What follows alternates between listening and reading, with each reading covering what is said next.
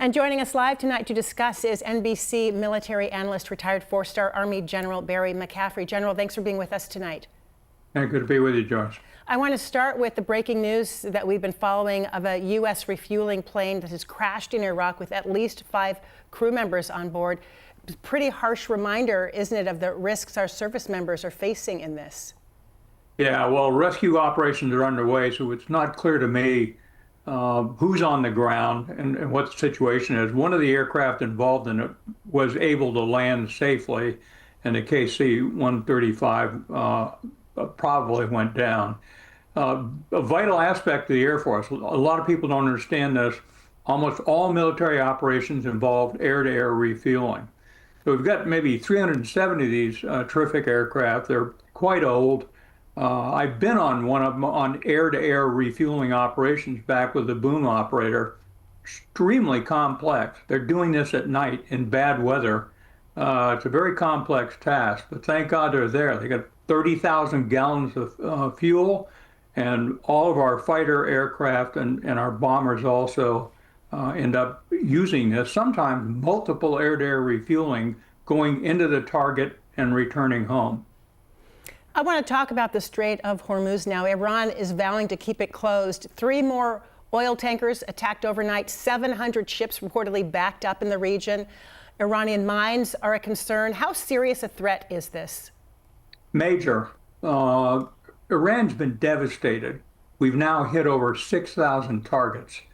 So a lot of their military capability is gone. They still retain an enormous ability to close the Strait of Hormuz. First of all, it's shallow, constrained water. Our Navy doesn't want to go in there. You got a very short flashbang time from them firing a ballistic missile, Navy ship that can't maneuver in the shallow Gulf. They've got unmanned explosive boats. I haven't yet heard where their 24 mini submarines, diesel electric, are. So it seems to me it's much easier for Iran to close the strait than for us to try and open it. So it's a pressure point. The other one is terrorism, and we should expect to see them use that tool where they can pull it off. You know, President Trump is telling these tankers to basically suck it up, to have some guts. How realistic is that? And do you think the Navy is going to be required at some point to escort some of these boats through? I actually don't. I don't think the U.S. Navy is equipped to do this mission in terms of getting the entire oil flow back into the Persian Gulf. And by the way, it's hitting Iran too. And the customers for that oil primarily turn out to be China, Japan, Western Europe, not the United States. So I don't know. I think it's a tricky military problem to solve. It's possible we do something dramatic, like use most of the 82nd Airborne to seize Karg Island in the Persian Gulf and put Marines or land forces ashore, but unlikely. So this is a tough one. This is what the Iranians have to push back. They're going to use it.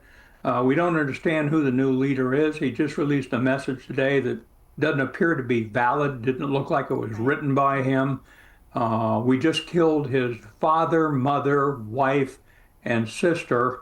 He may not be super keen on negotiating with us. So it's hard to sort out, where is this going? General Petraeus' famous statement, tell me how all this ends. Yeah, as one who served 4 combat tours, including 2 in Vietnam, 1 in the Gulf, as the recipient of 3 Purple Hearts for wounds that you received in combat, how important is it for our service members to understand the mission, and what are the consequences if they don't? Well, I think, we put all these shiny lieutenant colonels, the best and the brightest, into the National Defense University, the Army War College, and we tell them step 1 is understand the political objective to be achieved by military operations, and then design your actions and given to the civilian leadership. So we don't have a clear statement of our political objectives. The military campaign is going extremely well, very effective. Air and sea and ground forces, U.S. Army THAAD, Patriot batteries, Navy submarines with Tomahawks. But what is it we're trying to achieve, and how do we intend to get there. So I think it's a huge problem. General Barry McCaffrey, thank you so much. We always appreciate your insight. Thanks for being with us tonight. Good to be with you.